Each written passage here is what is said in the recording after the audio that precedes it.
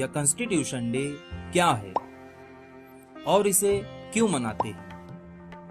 دستور کو انگریزی میں کانسٹیٹیوشن اور ہندی میں سنویدھان کہتے ہیں۔ تو آئیے شروع کرتے ہیں ہمارے دستور کا تعارف۔ سب سے پہلے ہم یہ جان لیتے ہیں کہ دستور کی اہمیت اور فائدے کیا کیا ہیں۔ دستور کی وجہ سے جمہوریت مستحکم ہو جاتی ہے۔ اسی طرح دستور کی پیش کردہ سیاسی مثالوں کی وجہ سے عالمی امن و تحفظ اور انسانی حقوق کی حفاظت کا ماحول تیار ہوتا ہے۔ دستور کی وجہ سے شہریوں کی آزادی اور ان کے حقوق محفوظ رہتے ہیں۔ کیا آپ کو پتا ہے دستور کیا ہے؟ What is constitution? ملک کے نظم و نسق، انتظام و بندوبست کے لیے بنائے گئے بنیادی حقوق کے قوانین جس کتاب میں یکجا اکٹھا ہو اسے بھارت کا دستور کہتے ہیں۔ دستور بنانے کے لیے دستور ساز مجلس کا قیام عمل میں آیا تھا۔ تحریک آزادی کے رہنماؤں کا ماننا تھا کہ آزاد بھارت کا حکومتی کام کاج انگریزوں کے تیار کردہ دستور کے مطابق نہیں بلکہ بھارتیوں کے تیار کردہ دستور کے مطابق چلنا چاہیے۔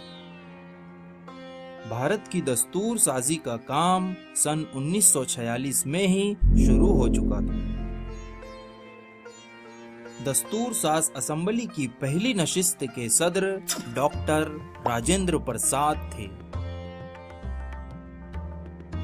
دستور ساز مجلس کی پہلی نشست 9 دسمبر سن 1946 کو منعقد ہوئی تھی۔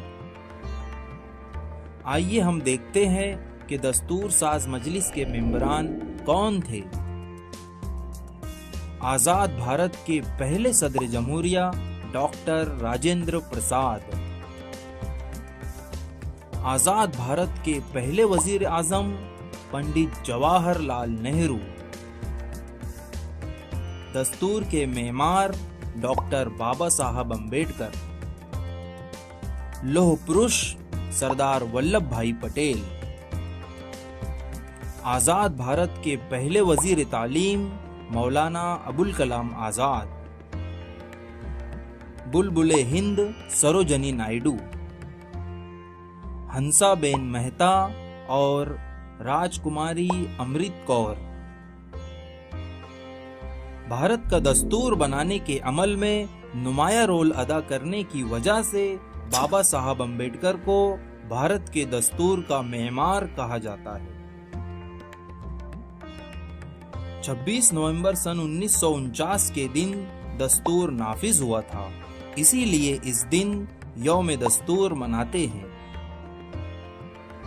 26 جنوری سن 1950 سے دستور کے مطابق حکومتی امور چلانے کا آغاز ہوا تھا۔